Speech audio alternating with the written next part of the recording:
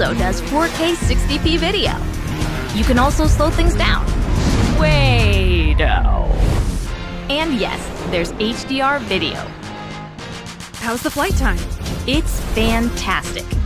You're looking at up to 34 minutes in the air, a new record for the Mavic series. We've added OcuSync 2.0, so you can fly longer and see clearer. What if I'm not a great pilot? That's where Focus Track comes in, so you can fly like a pro.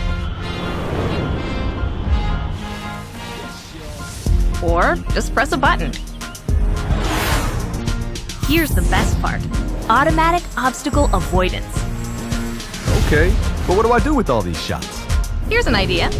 Use the DJI Fly app to edit and share your moments with just a tap. So, what's different? A whole lot.